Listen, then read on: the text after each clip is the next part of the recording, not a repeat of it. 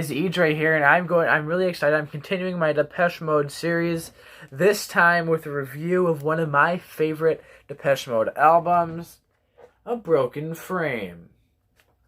A Broken Frame is Depeche Mode's second studio album, the first album after the departure of principal songwriter Vince Clarke, in which Martin Gore would assume songwriting duties.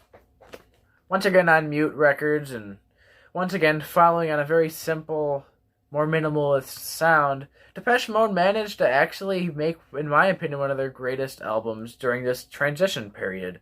A lot of people push this album aside or say it's because it's a transition album that is not as cohesive, it's not as good as some of their later works.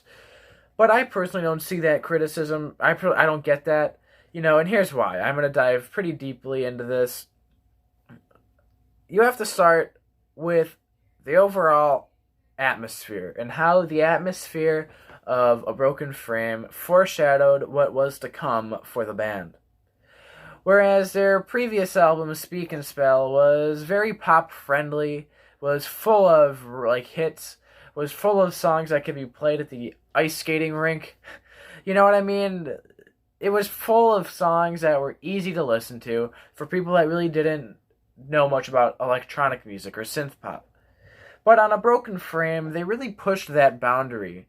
Now, while there is songs that are pop-friendly, A Photograph of You and The Meaning of Love are probably the two most kind of catchy. Some might find them obnoxious. I personally just think they're catchy. And even though the album has these kind of songs, the overall vibe of this album is much more dark, is much more moody, is much more atmospheric. First off, just look at the art of this album and on the back. This isn't some 100% happy, let's go clapping hands and singing Kumbaya with each other. No, not at all. For example, this album starts off with Leave in Silence, which has the whoa, whoa, whoa, whoa in the beginning, which right off the bat is a lot darker than anything off of Speak and Spell.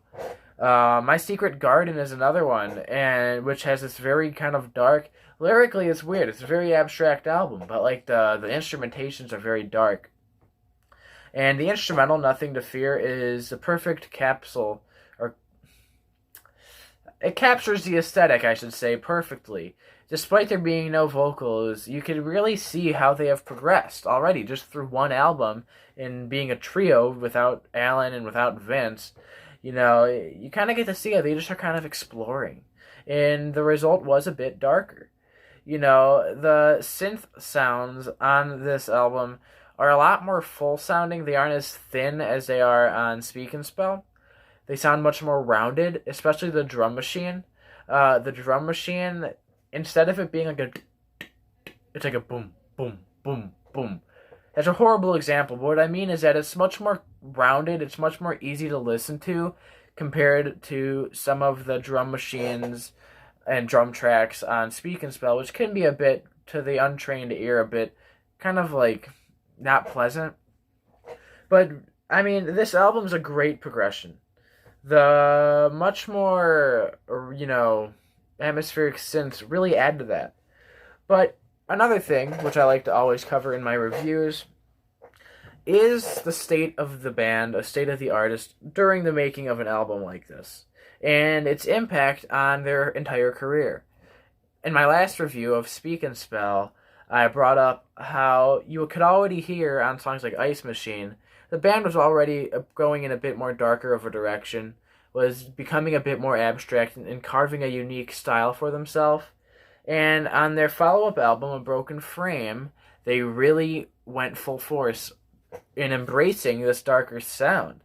And a lot of it has to come with the fact that the band probably always wanted to go this route, but, under Vince's leadership, they were a bit more poppy.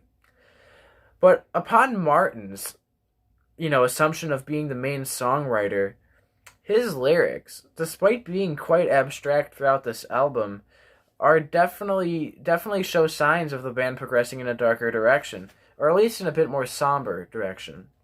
The song See You, lyrically, is can be interpreted really, in my opinion, two of ways. Somebody who has lost somebody and is trying to find them, or just like your average, pop song like "All I Wanna Do Is See You Again." And while lyrically it falls through that, when you blend those lyrics and the instrumentation and the production of this album, it makes for a really fun experience. It makes it much more darker sounding, and it just is more. It's a more entertaining listen than, say, their first album. And even some of the weirder songs, like "Shouldn't Have Done That," is some of the most unique Depeche Mode songs to date. "Shouldn't Have Done That," and funny enough, I actually mentioned that song in one of my own songs, but it's practically a cappella with very minimal synths, with a droning, kind of more stringy sounding synth in the background. You have the marching.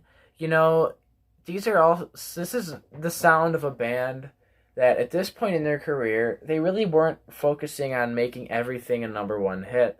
They really just kind of wanted to experiment and find their sound. And that's the best way to describe A Broken Frame. A band that was trying its best to find their sound, find their niche, and I honestly think they did it very well on this album. And I think that the album still holds up really well in 2020, despite being, practically 30 or more than 30, 40 years old. And I'm saving, in my opinion, the best for last when it comes down to this album. The song "The Sun and the Rainfall" is very much the first, Depeche Mode song, or the first major Depeche Mode song that really starts to feel like Depeche Mode. As much as I like "See You" and as much as I like "My Secret Garden," it's still a sound of a band trying to find themselves. But "Sun and the Rainfall," they have found themselves. By the end of this album, they have found their sound, they have found their style, they have found their dark aesthetic, they have found what kind of synths they want to use, what kind of drum patterns and drum machines they want to use, and what kind of eerie, sometimes creepy lyrics they want to incorporate with Dave's still soft vocals. And I want to bring that up. Dave is still really matching the tone of this album here. He's still singing quite softly. He's yet to really let loose and expand his voice that much. We'll see that on the coming albums. And Martin doesn't really have too many songs on here where he just sings, although he does sing majorly and "Shouldn't Have Done That." But that's about it.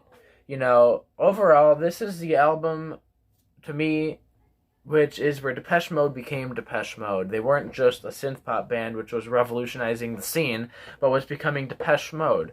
They were becoming unique. They were becoming, a much more dark band. They were becoming a much more complex band.